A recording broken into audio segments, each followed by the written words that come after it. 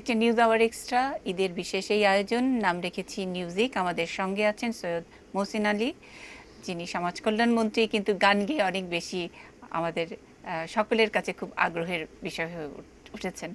আমরা গানে ছিলাম, নজরুল গীতির কথা বলছিলেন, কিন্তু স্যার একবার আমাকে শুরুর দিকে বলছিলেন হিন্দি উর্দু অনেক খুব খুব রোমান্টিক গান করতে পছন্দ করেন, ফুর্তি করার কথা বলেছেন। ভাবির জন্য কোন গানটা বেশি করেন? না, ওর জন্য তো খুব একটা না, যেমন আছে অনেক গানই তার জন্য আছে, যেমন একই সোনার আলোয় জীবন ভরিয়ে দিলে ওগো বন্ধু কাছে থেকো, কাছে থেকো, রিক্ত আমার ক্ষুদ্র প্রাণে তোমার আখিটি রেখো, ও বন্ধু কাছে থেকো, কাছে থেকো, একই সোনার আলোয় জীবন ভরিয়ে দিলে।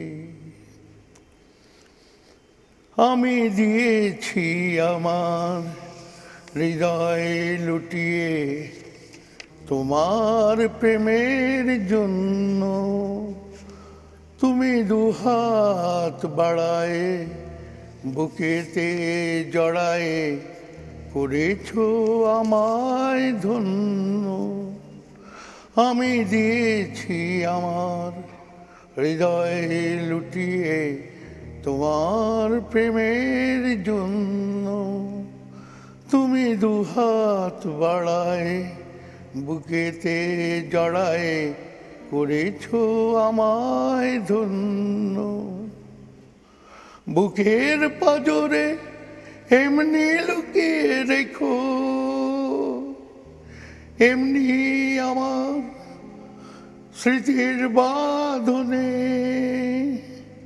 সোনার খাঁচাতে রেখো, ওগো বন্ধু কাছে থেকো, কাছে থেকো।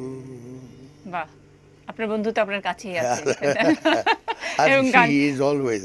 জি, তার সাপোর্ট না হলে আমি এত উপরে এইভাবেই আসতে পারতাম না। আপনি কতক্ষণ গান করেন, কতক্ষণ সমাজ সেবা করেন? মানে সমাজ কল্যাণ মন্ত্রী যেহেতু, এর আগে থেকে, মন্ত্রী হওয়ার আগে থেকে আপনার নানা রকমের সামাজিক কর্মকাণ্ডের কথা আমরা জানি, পড়েছি। আর কতক্ষণ ঘুমান? তিনটা প্রশ্ন, কতক্ষণ গান করেন, কতক্ষণ সমাজ সেবা করেন, কতক্ষণ ঘুমান? একটা দিন হিসাব করলে এটা সারেগামা পাওয়া যাবে না। হ্যাঁ, আমি গভীর রাত্রে পড়াশোনা করি। হ্যাঁ, রাত্রে 1টার পরে after dinner I don't sleep. আমি হয়তো বা ভালো লাগলো না তখন কবিতা পড়ি। হ্যাঁ, কবিতা পড়ি, ইংরেজি কবিতা পড়ি, বাংলা পড়ি। হ্যাঁ, তারপরে আপনার সাহিত্য নভেল পড়ি। হ্যাঁ, তারপরে নিউজগুলো ভালো করে দেখি। তারপরে বিশেষ করে মানে CNN এবং বিবিসি। রাত্রে 3টার দিকে যদি ঘুম আসে তাহলে। আচ্ছা, তারপরে আবার ফজরের সময় আমি উঠে আমি নামাজ পড়ি। হ্যাঁ, তাজুদ পড়িও আমি অনেক সময়। হ্যাঁ, যদি পারি আর কি। আর গান এর মধ্যে ওই যে রিল্যাক্স ইয়েতে নিজে নিজেই গান গাচ্ছি। আচ্ছা, কবিতার কথা যেহেতু বললেন, আমরা একটু কবিতা শুনবো আপনার।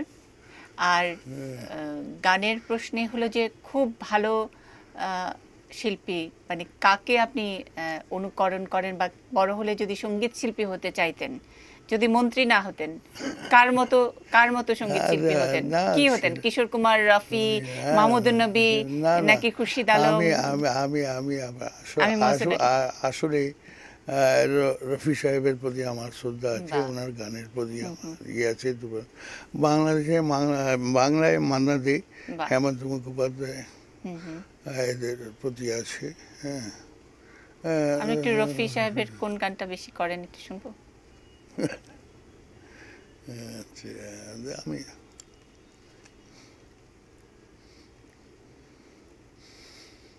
ना तुम हमें जानो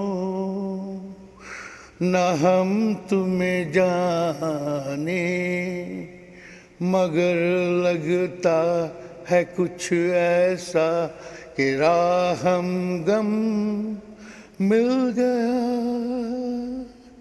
न तुम हमें जानो न हम तुम्हें जाने, मगर लगता है कुछ ऐसा कि राह हमगम মিল গয়া। এরকম অনেক গানই আছে, কত গান। বিখ্যাত আপনি একটা মজার কথা বললেন যে বিখ্যাত অনেক মানুষের সঙ্গে আপনি সিগারেট খেয়েছেন। হ্যাঁ, বিখ্যাত কোন কোন মানুষদেরকে গান শুনিয়েছেন আপনার এই গান? এক কোটা, মানে আপনি যেরকম গান করেন এটা যেমন মানে কোন কোন বিখ্যাত মানুষদেরকে গান শুনিয়েছেন? বঙ্গবন্ধুকে আমরা বিশেষ করে জব্বার, আমি জব্বারকে নিয়ে তো উনি আসরই করতেন। হ্যাঁ, বঙ্গবন্ধু ইয়ে করে এনেছি দুদিক থেকে বুক ভরা ভালোবাসা, আমার হৃদয় গেল ছাড়িয়ে হাজার বছর পরে, আবার এসেছি ফিরে বাংলার বুকে আছি দাঁড়িয়ে। বাহ, আপনি বঙ্গবন্ধুকে কে গান হ্যাঁ, বঙ্গবন্ধুর সামনে? বঙ্গবন্ধু ওই 32 নম্বরে আমরা ওই জব্বারকে পেলেই উনি এই আসর শুরু করতেন। আমাকে বলতেন হারমোনি নিয়ে আয়, তবলা নিয়ে আয়। আচ্ছা, আমরা আর এগুলো তো এখনকার প্রধানমন্ত্রীকে কি গান শোনান? না, ওই রকম সুযোগ হয় না, তবে উনি জানেন আর কি। আচ্ছা, উনি আপনার গানের ভক্ত? আমি জানি না। আচ্ছা, না ওই যে আমরা ইউটিউবে তো আপনার গান খুঁজলেই পাওয়া যায়, অনুষ্ঠানেও আমরা এটি নিউজেও তো একটা অনুষ্ঠানে আপনি গান করছেন, বাচ্চাদের সঙ্গে গান করছিলেন, সেটাও আমরা দেখালাম।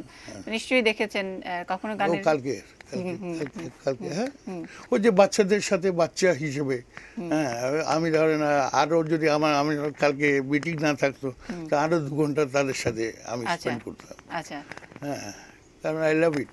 আচ্ছা, ওরাই তো আগামী দিনের ভবিষ্যৎ, তাদেরকে যদি আজকে ওই একটা বাচ্চা মনে আপনার কি রাখবে। কখনো মনে হয় যে আপনার ঈদের অনুষ্ঠান, সুতরাং অনেক মানে এটা ইউলো জার্নালিজম হতে পারে, তাই না, যে এরকম একটু কাল্পনিক প্রশ্ন যে মাননীয় প্রধানমন্ত্রী যদি আপনার কাছে গান শুনতে চান, কোন গানটা করবেন?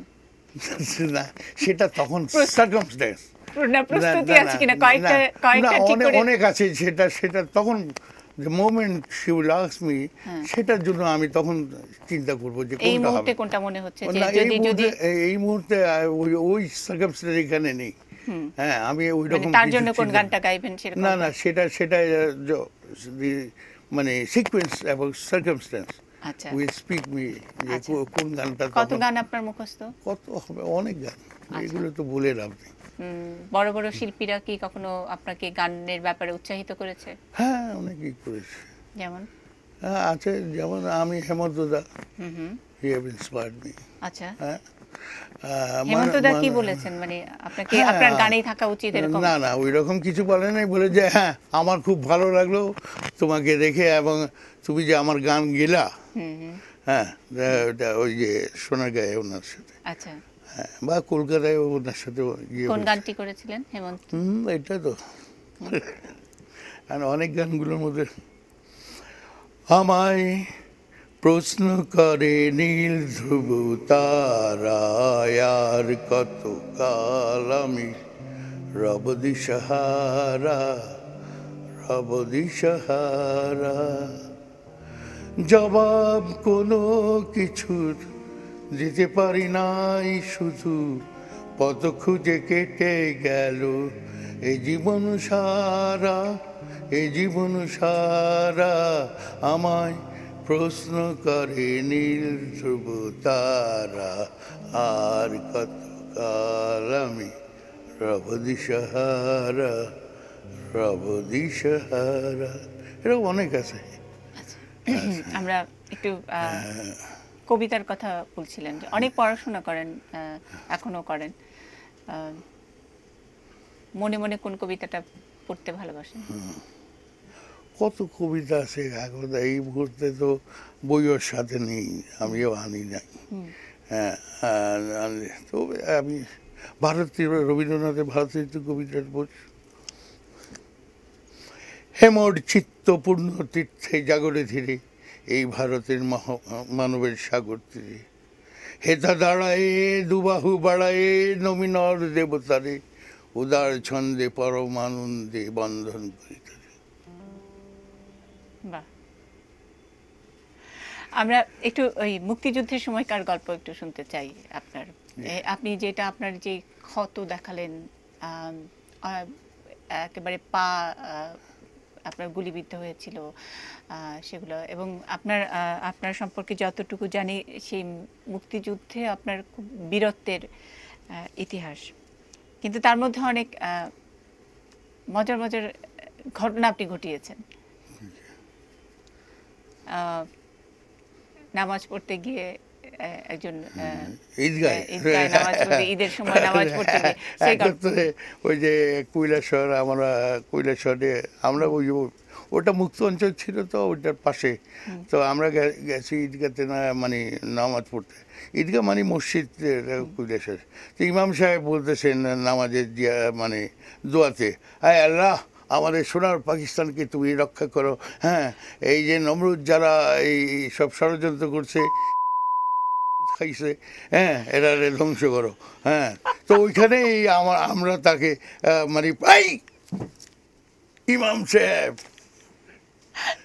তোর পাকিস্তান আর থাকবে না।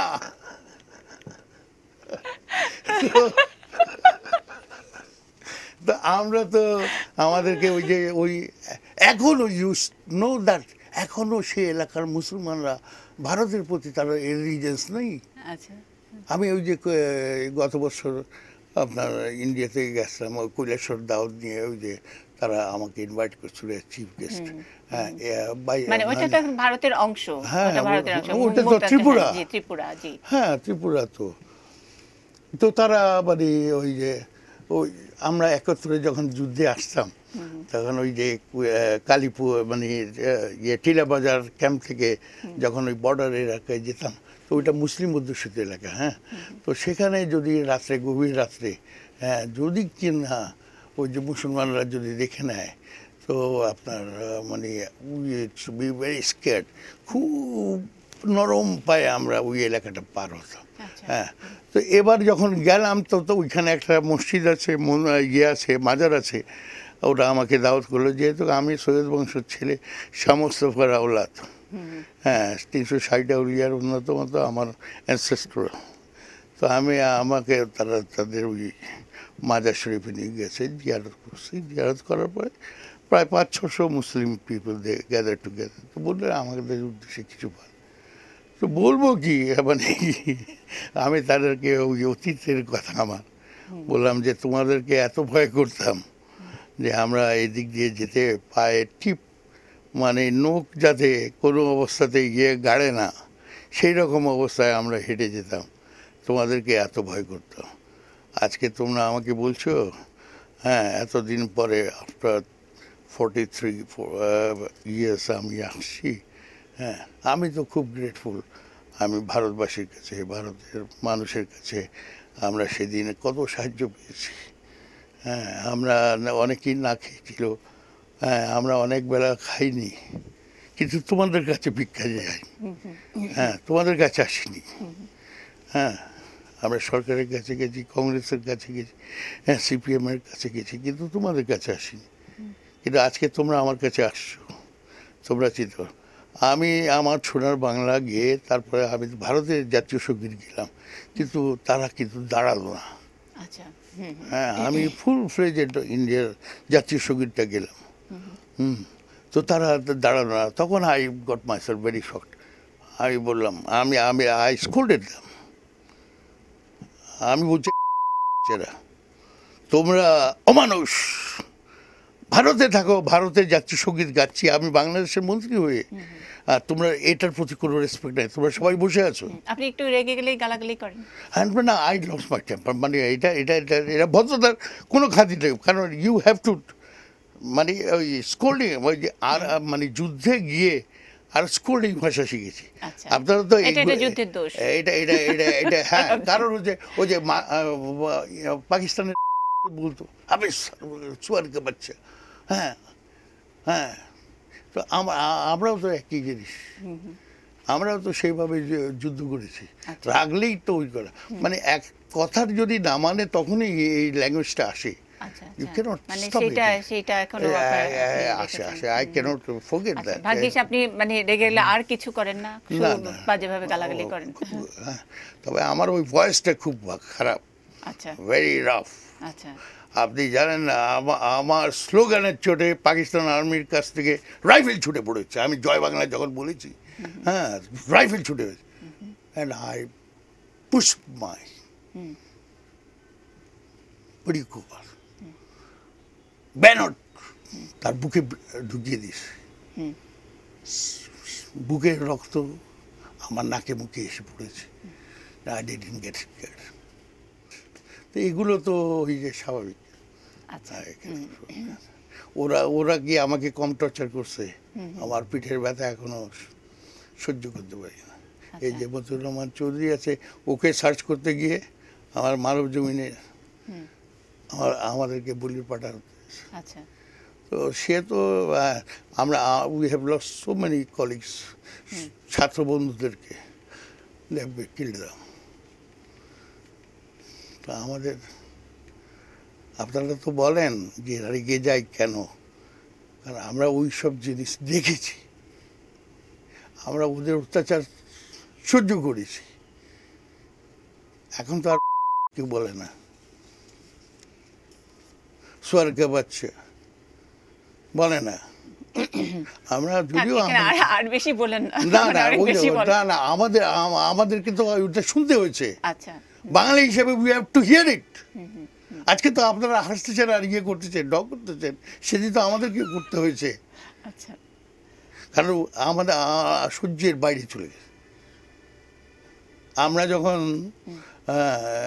69-এ গণ আন্দোলন করি, আমার তুফেল ভাই এরা সহ, তুফেল ভাই বিকেম এ লিডার, ইলেকট্রিসিটি হরতাল করে ফেলেছিল।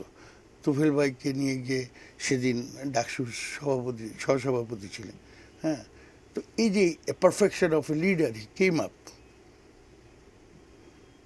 আরও তো অনেক ছিলেন, কিন্তু তুফেল ভাই হয়েছে। আচ্ছা।